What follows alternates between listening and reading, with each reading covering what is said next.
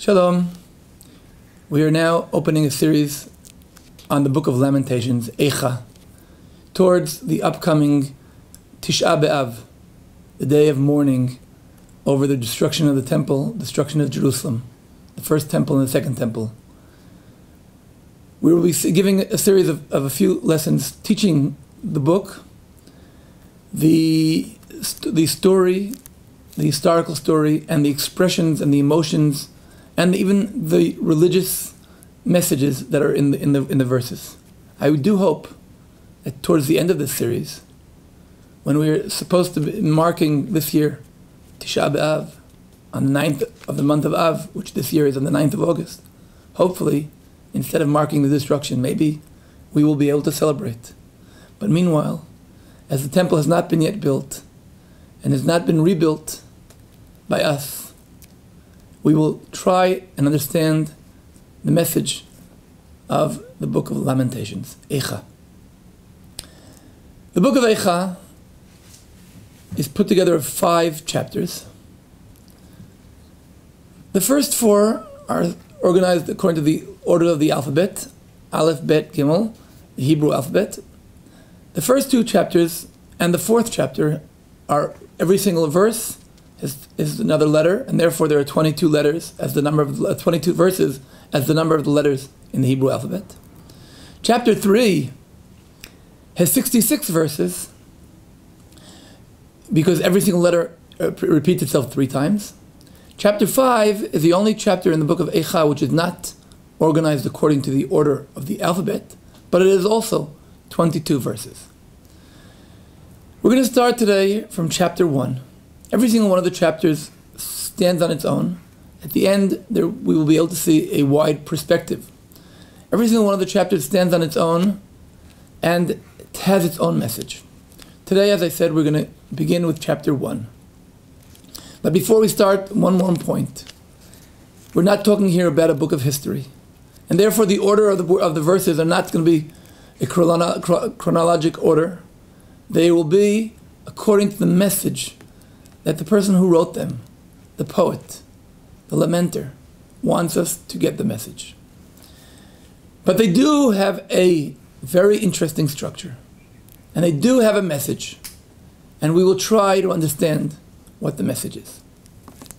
According to our scholars, the book of Eicha was written by Jeremiah, he who was an eyewitness himself to the destruction of the temple.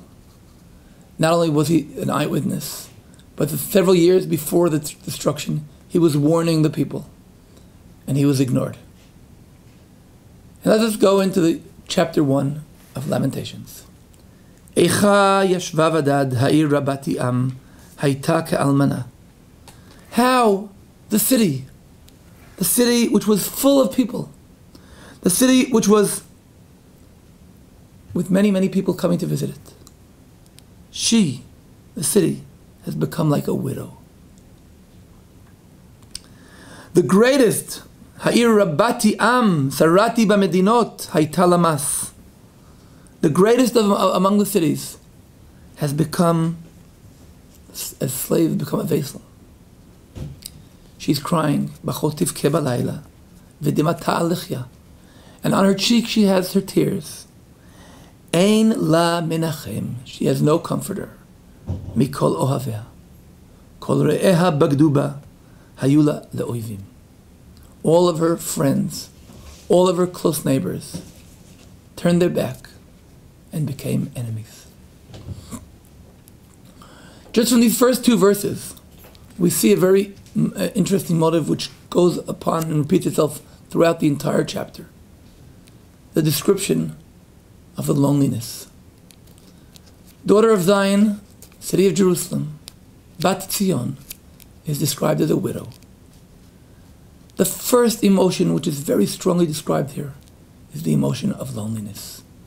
And we know that very often, when something terrible happens, something tragic happens, the tragedy itself is very, very painful. But what can be even more painful is the feeling of loneliness. The feeling of loneliness. As we see in the book which more than any other book in the Bible that talks about, the book that only in any other book in the entire Tanakh that talks about the feeling of tragedy, of trauma, the book of Job, Eov. The first few verses describes what has happened to him, the damages that has happened to his property, to his family, to his body. But that's not where the sorrow concludes the description, not where the Tanakh concludes the description of the sorrow.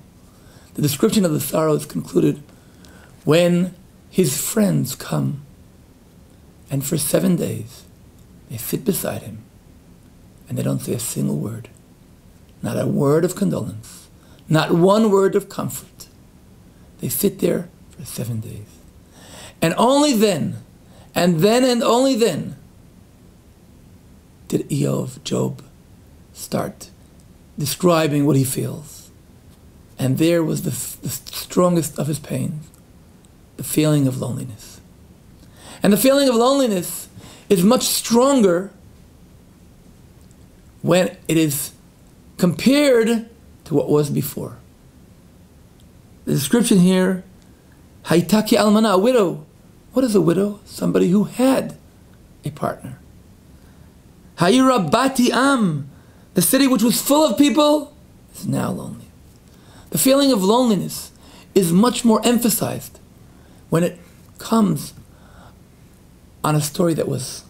So, the city of Jerusalem, Bat Zion, is describing herself as very, very lonely, comparing to what was before. Then she talks and she repeats, why is she lonely? Darchei Zion avelot, the paths of Zion are mourning. Mibli ba'e moed, where are all those that used to come to the festivals?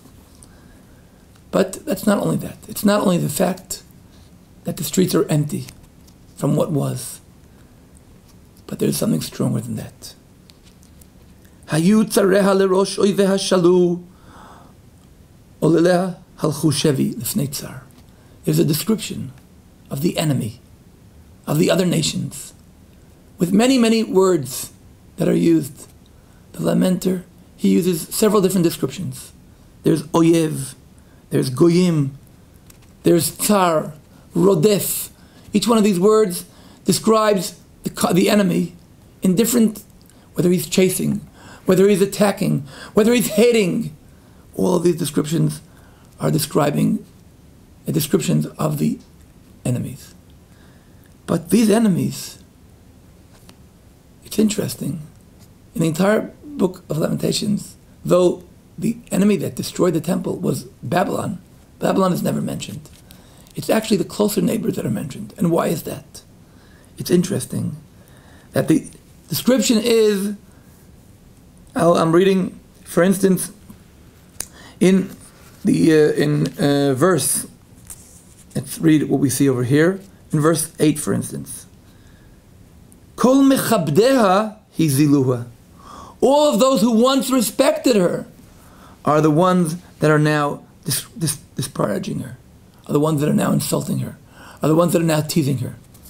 So now we're talking not only about nations that came from far to attack her. The biggest feeling of insult is when your friends betrayed her. When her friends betrayed her. It's interesting. In the first 11, we spoke about 22 verses in the chapter 1. The first 11 are described by the lamenter, the person who wrote the story, the announcer. He's telling the story. But from verse 12, Zion herself, Bat Zion, is talking in first person. Lo alechem kol ovrei derech, not before you. Im yesh machov ki machovai, nobody can feel my pain. From verse 12 till the end of the chapter, almost every single verse is a direct speech of Zion herself. But there's a dramatic change in the middle. At the beginning, she's talking to her neighbors. Lo alechem kol ovrei derech, I wish that nothing happens to you like what is happening to me. And she's blaming. Who is she blaming for what's happening to her? Mimarom shalach etch be'atzmotai. From heaven, he sent fire in my bones. Paras reshet leraglai. Like a hunter, he put a net to capture me.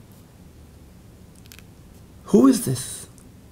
If we didn't understand yet, in verse 15, Zion says it directly. Sila chol abirai Adonai bekirbi. God has delivered me into the hands of those I cannot withstand. At the beginning, Bat Zion, the daughter of Zion, is blaming God. And she's talking to her neighbors. But they are ignoring her. Even though in verse 19, Karati le'me'ahavai, I'm calling my friends, I'm calling my lovers. Hey Marimuni. They lied to me. They false. They, as a matter of fact, they even had their direct hatred towards me. Their weapons were faced towards me. Where Zion is talking, at first blaming God for what has happened. And she's expecting that all her neighbors will condole her. But what happens is, and she's blaming God in very difficult words.